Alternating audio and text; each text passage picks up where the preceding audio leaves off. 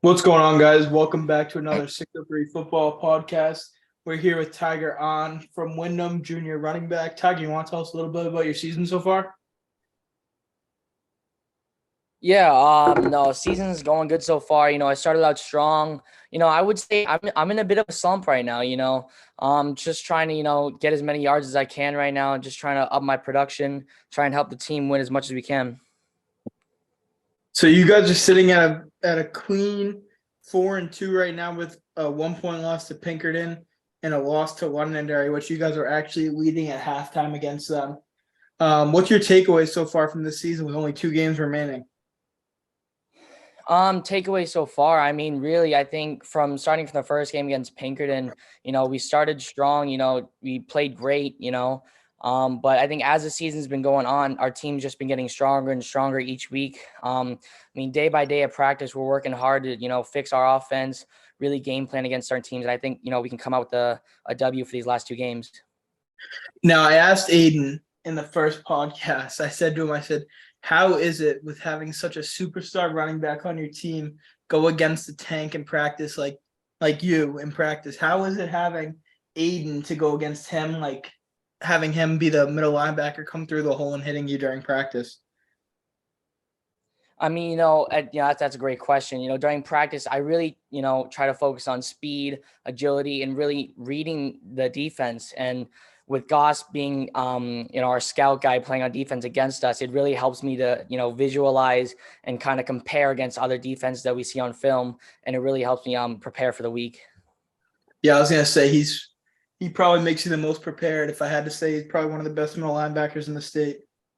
Absolutely. He's strong. He's fast. He's able to read offense. He's a great player. Now you guys have a bye week, week 9, and most likely will not have a bye in the playoffs. So this is going to be pretty much a bye for you guys going into the playoffs. How are you guys going to prepare going into the playoffs? I mean, I think in our situation, having a bye week as just a week before playoffs is huge. We're going to be able to make sure everyone's healthy, rested, ready to go, and we're going to be able to game plan our offense, our defense, and being ready to play against these other teams. Now looking ahead, you guys have Manchester Central this week there, and then on the road at a tough Concord, who has one loss on the year to only Londonderry, and they end the year with Salem, you guys, and Pinkerton. Have you heard of their star running back who has already over 1,000 rushing yards this year? I have Eli Bahuma. Yep. I've been watching him throughout the season. Yeah, he's a great player. So with a win over Manchester Memorial this week, 20-7, how many rushing yards did you have in that one? Against Manchester Moore, I had 90 plus yards. So how many yards do you have on the year so far? Have on the year, I would say I'm almost at about 500 so far in the year. Okay, so you most likely will not hit the milestone of 1,000, but you're only a junior. You got one more year to do so. So I have one last question, then I'll let you get out of here. Those Tiger Donuts, how were those? To me, I wasn't expecting him to be like super great and all, but I mean, they were actually really good. They tasted really good. So, Are they still carrying those in the stores, or are they sold out? I know if you want to buy them, you got to go pretty early because they sell out pretty fast, but they sell from Thursdays to Sundays. So they have them weekly, yes. Yes. And now where is that? Clem's Bakery in Wyndham. So if you guys want to go check out Clem's Bakery in Wyndham, New Hampshire, they got great Tiger on donuts. All right, Tiger, thank you, and good luck the rest of the way. All right. Thank you so much. All right, guys, with my next guest, we have Zach McCoy from Concord. Zach, you want to tell us a little bit about your season and your injury against Rutland a few weeks ago? Uh, yeah. So heading into it was my senior season this year, second year playing football. Was having a pretty good season up until week 5. Played Rutland in our out-of-state game. Second defensive drive in the first quarter, reached in for a tackle and got a helmet to the elbow going the opposite way, pretty much bent backwards. So I got a dislocated elbow now, and it's just recovering. And the hopes is to return by playoffs. Yeah, I mean it's a 6 week process from what I've heard, and that would put us right around the second game of playoffs. So Okay. hoping to come back. So with you guys at what is it, 5-1 now? Yeah, 5-1. Only lost to Londonderry so far, 34-24. And you guys probably played them to their closest game they've had all year besides their out-of-state opponent. Yeah, looking at their scores, you guys have played them the closest. How was that game going into it, knowing that they're probably the team to beat in Division One this year? Yeah, I mean it's definitely a confidence booster having that for us, playing them the closest this year. We know that we've kept up with that after seeing them against BG. I think they had that game against Pinkerton, both a pretty significant win for them. Yep. Us playing them that close definitely gives us that kind of swagger that we needed. And yeah, definitely a good way to start the season, even though it was a loss. Now let's just talk about the star running back. He's unbelievable. Oh yeah, He's- I mean you watch him play and you're like, how does he do that? No, I'm talking about on your team. Yeah, Ellie. Yep. Yeah, that I mean, first game I had to watch from the sideline, not in the game. I was just watching him. I was like, how does he do that? You know, Yeah, I was he's like turn into he's my buddies. I crazy. was like, holy. Yep, he's crazy. Already over 1,000 yards, and we still got 3 games left.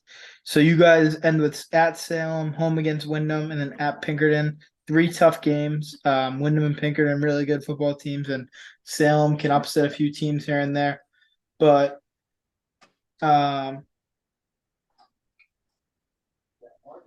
going back to your Keene game, week 2, I picked you guys to lose. I picked Keene to win, and you guys came out and dominated them. But I was watching on FNL, NH Media, on my way to the Pelham game. I was late to the game. I was watching you guys, and probably the third play I turned the game on, I see this huge hit stick. I'm like, who is this kid?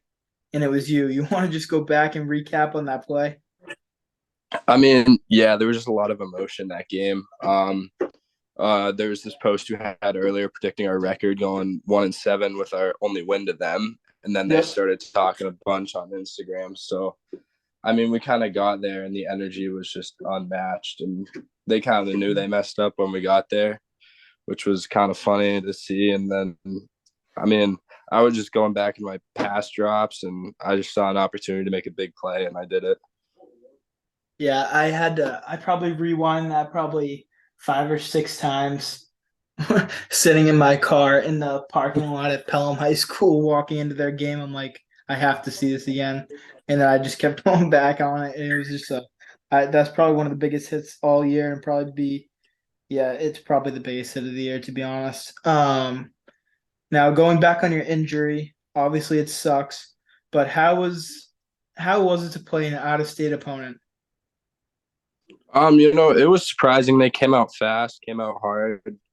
Um, Before I came off the field, I thought we were in for a game, but after I got carted off, went in the ambulance, we finally got our hospital room. My dad's like, scores like 34-7 right now, and it's halftime. I'm like, I was like, okay. So I think it was just a good response from the boys, and yeah, I mean, it was definitely an experience seeing a team, one of the top teams in a different state, and how we could compete against them. It's definitely Yep. experience. Now you said you played junior year, correct? Oh yeah, last year, junior year is my first year playing football. So not as good of a season as this year. How has it been to be part of a winning team this year, and like just building up that chemistry with the boys and hoping to go deep into the playoffs? Yeah, I mean, last year I didn't really know what to expect going into football, and this only being my second year, I can already tell that the energy, even going into training camp, was just so much different than it was last year. And we had the double sessions last year. Kids were kind of just going to get through it, and this year, people on the team are kind of coming at it with that mindset of getting better and having fun and bonding as a team.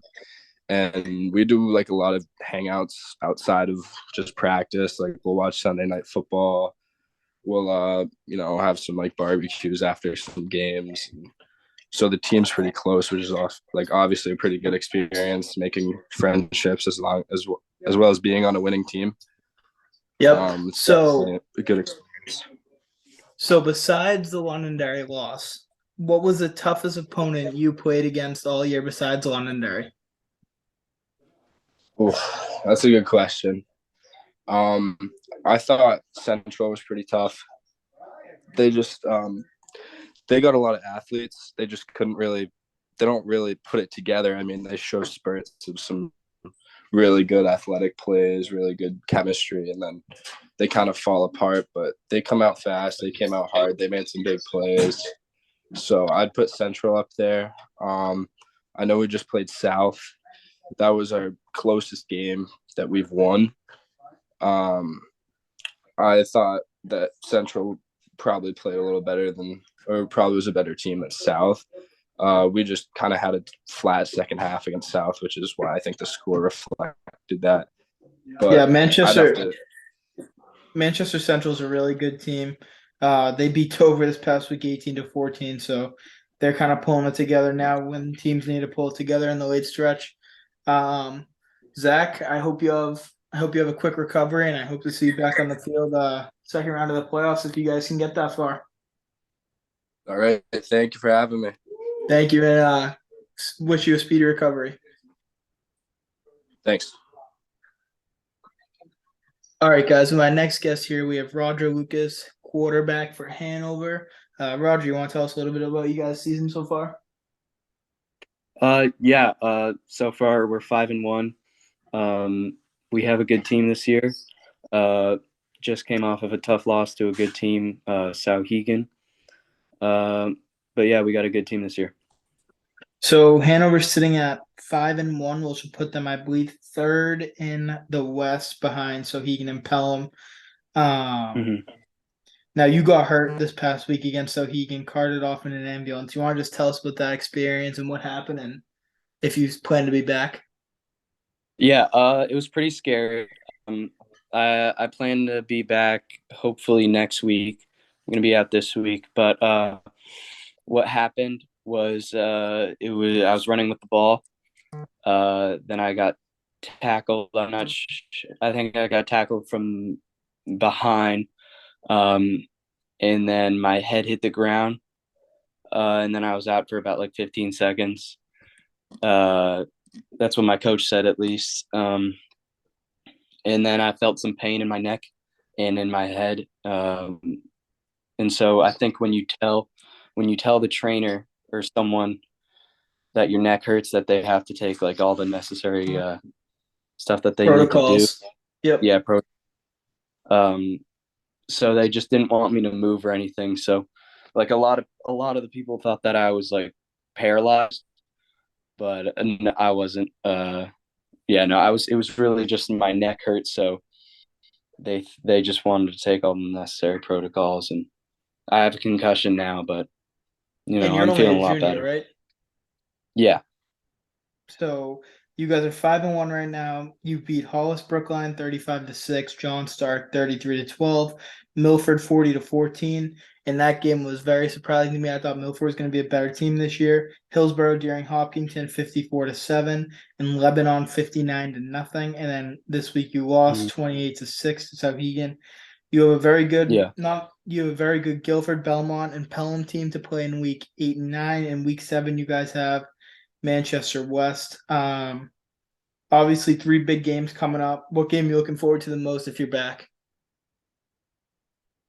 I can't wait for the Pelham and then the Guilford game. Those Pelham, they won the champion or that Division 3 championship last year. And it sounds like they have a really good team.